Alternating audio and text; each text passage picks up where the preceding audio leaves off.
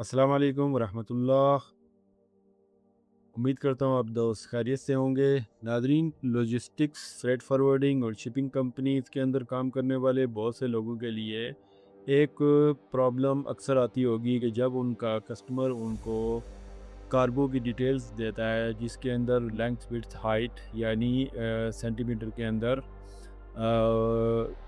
Packages की details customer देता है और वज़न की डिटेल देता है और उसके बाद आपको कहता है कि इसके लिए 20 फीट कंटेनर की मुझे प्राइस देनी। तो अक्सर होता ये है कि जो उसने डायमेंशंस दी होती हैं वो 20 फीट कंटेनर से तजावुज़ कर जाती हैं 20 फीट कंटेनर की कैपेसिटी से, और अक्सर वो 40 फीट कंटेनर बोल देते हैं, लेकिन 40 फीट कंटेनर की बजाय वो कार्गो फिट आ सकती है 20 फीट के अंदर। तो इस चीज़ की कैलकुलेशन करने के लिए बहुत सी ऐसी वेबसाइट्स भी होती हैं जो आपको लोडिंग प्लान बनाकर देती हैं, लेकिन वो करती है चार्ज। और उनके चार्जेस से बचने के लिए एक छोटा सा सलूशन मैं आपसे शेयर करना चाहता हूँ, जो मे भी आपके बिज़नेस के अंदर आपको बहुत ज़्यादा फ़ायदा देने वाला है। तो उसके लिए जो एप्लीकेशन हम इस्तेमाल करेंगे वो बहुत ही नॉन एप्लीकेशन है, हर बंदा उसको जानता है, उसका नाम है कोरल ड्रा।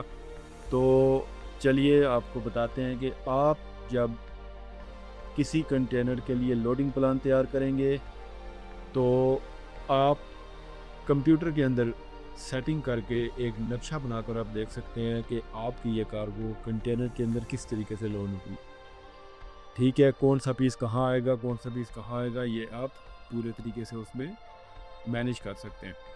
ठीक है नाज़रीन, तो इसके लिए जो open top container out of gauge होते हैं और इन गेज भी होते हैं, आप उन सब की कैलकुलेशन यहाँ पे आसानी से कर सकते हैं। ठीक है, तो शुरू करते हैं। आपको इसका तरीका बताते हैं कि इसको कैसे करना है, ताकि जब आप को कोई कस्टमर डिटेल देता है तो आप अपने तौर पर पूरा नक्शा बना के उसके आगे रख सकते हैं कि भाईजान आपने जो मुझे कार्गो डिटेल्स दी थी वो आपने 40 फीट कंटेनर मुझे बताया था, लेकिन आपकी कार्गो 20 फीट में फिट आ रही है। तो होता ये है कि कस्टमर के भी पैसे बच जाते हैं और आपके भी नंबर बन जाते हैं। तो शुरू करते हैं कोरल ड्रा से। जी नादरीन, तो कोरल ड्रा हमने ओपन कर लिया है। डेफिनेटली ये बहुत पुराना वर्जन है, कोरल ड्रा 10 है, लेकिन आप अगले वर्जन में भी सेम टू सेम तरीका सबका सेम है, आप ऐसे ही कर सकते हैं। तो चलते हैं हम अपने लोडिंग प्लान की तरफ। तो सबसे पहले हम न्यू पेज लेते हैं यहाँ पे, और जैसे कि आप जानते हैं कि 40 फीट कंटेनर की लेंथ होती है 12 मीटर यानी 1200 सेंटीमीटर, और 20 फीट उससे आधा होता है यानी कि 600 सेंटीमीटर यानी कि 6 मीटर। तो ये जो आपको सामने पेज नज़र आ रहा है, इस पेज के अंदर जो है, इस पेज की आप साइज़ कंटेनर के साइज़ जितना आप बड़ी आसानी से बना सकते हैं। तो करना क्या है, आपने यहाँ पे जाएंगे और यहाँ पे हम इसकी लेंथ डालेंगे, यानी कि 40 फीट कंटेनर के लिए 1200 cm। ये देखिए इसकी लेंथ तब्दील हो गया। यहाँ पे हम विड्थ डालेंगे 234 सेंटीमीटर, जो कि 40 और 20 फीट कंटेनर की सेम होती है। ये आ गया हमारा 40 फीट कंटेनर की डायग्राम रेडी होके आ गई है। ठीक है जी। अब क्योंकि कस्टमर फॉर एग्जांपल हमें कहता है कि मेरे पास 120 बाय 100 बाय 90 फॉर एग्जांपल इस साइज़ की मेरे पास कार्गो मौजूद है और इस साइज़ की मेरे पास 15 पैलेट्स हैं। अब आप क्या करेंगे, इसी साइज़ की पैलेट्स यहाँ पे आप कोरल ड्रा में तैयार करेंगे। यहाँ पे आप बॉक्स पे चले जाते हैं, यहाँ पे कोई भी बॉक्स बना लें ऐसे करके, इसमें कोई कलर डाल दें। ठीक है, अब आप इसको यहाँ पे जाकर इसी बॉक्स का साइज़ इस डायमेंशन के हिसाब से बनाएंगे 120 सेंटीमीटर।